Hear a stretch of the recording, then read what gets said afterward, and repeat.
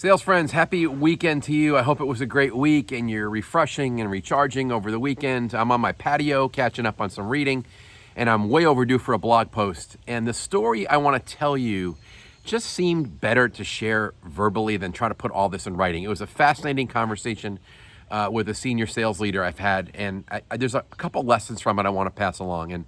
And also, speaking of stories, you're probably noticing that gash on my forehead. Let me just leave it at this. I had an incident on Wednesday with a unicycle. And that's all I'm going to tell you. I'd rather leave it mysterious, because if I told you what really happened and how I was injured by this unicycle, you would make fun of me. So I'll leave it with intrigue. To my story with the sales leader. I was having a planning call for an upcoming training session. I was supposed to do this one in person, and we moved it to virtual, like 90% of my meetings, although I do have a live in-person workshop coming up in a city next week I'm not going to name, but I'm going to be in a room with 60 sales managers that'll be very far spread out, and I'm really excited about the opportunity to do that in person. So I'm having this planning call with the senior sales leader to talk through this session. I think I'm going to be leading about messaging and sharpening their sales story, and then upgrading their prospecting, because that's certainly a challenge they've been having.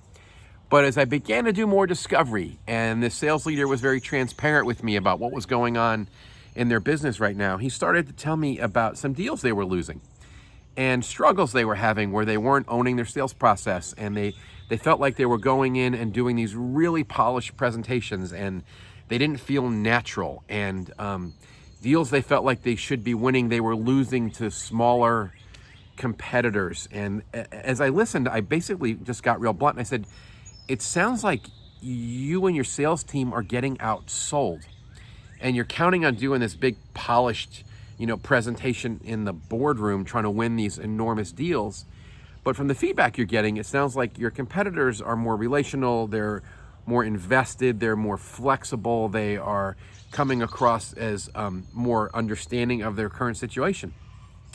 So as I started to dig a little more, he started to share more about their process and some of the discomfort on how it doesn't feel right. And they used to sell in a more, I'll call it casual, informal way, where it was dialoguing and building relationships and getting to understand. And they would be out in front of the client and kind of planting seeds for them and leading them down a path. And it then became natural for them to win deals. So the whole process led me to ask some really hard questions, and we decided right on the fly of this planning meeting to talk about sharpening their messaging and improving their prospecting, to change the whole focus of the meeting, even change who we were going to invite, and actually turn it into a coaching session on owning our sales process, doing better discovery on the front end, not just following some arbitrary instructions from some consultant's buying process that their big client was laying out, saying, come on in and do your dog and pony show and submit this proposal, and having everybody lined up like a circus act for their 1 hour pitch in the boardroom. So I'm really looking forward to putting that meeting together. And I just want to challenge you. Are you owning your sales process, or are you letting the prospect dictate to you how you're going to work? And are you presenting prematurely, where it's impossible then to come across as a consultant and a value creator and an advisor, because you're showing up in demo or presentation mode? Are you shortchanging the relationship building and the discovery on the front end? Are you really pushing them to let you get exposure to various stakeholders or constituents who are going to influence this decision, or whose opinions you may really need to put together the right type of presentation and also proposal? So what I'll tell you is, while I don't love everything in the Challenger sale, and I've been critical of it in several ways in the past, the one thing I'm absolutely on board with is that in my own business, when I'm selling, and in my big clients' business, who the folks that are involved in deeper, longer, more complex sales, the reality is the salespeople that win those deals are the ones that stick to their guns. They sell from an abundance mentality.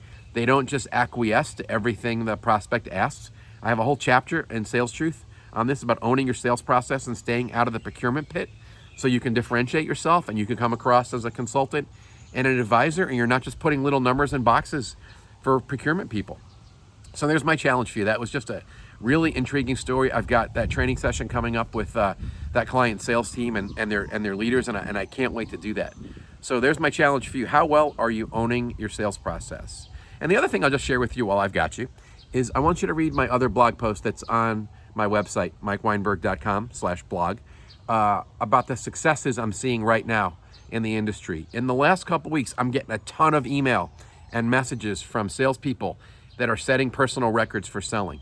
And as hard as it is, and as confusing as it is, and as strong as the coronavirus headwinds are, I see B2B and B2C salespeople bragging right now about setting some personal records in sales. And I know that might not be the case in your industry, and your market may be destroyed, but I tell the story in that blog post of my favorite car salesperson who set a personal record in the month of May. This guy is #1 in the country for Volvo. It's Tom. I highlight him in chapter 15 of Sales Truth.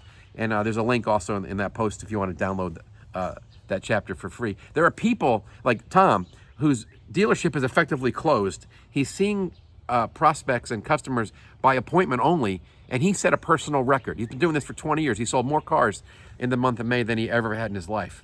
And I have salespeople just sending me notes about 400% of quota, blowing away goals. I talked to a chief revenue officer at a client just yesterday morning. I was at the park taking a walk, and we were just catching up, and she was telling me about a ton of changes that they had made, and the upgrading of their messaging, and doing better accountability, and having people be really focused on the right accounts and being more strategic.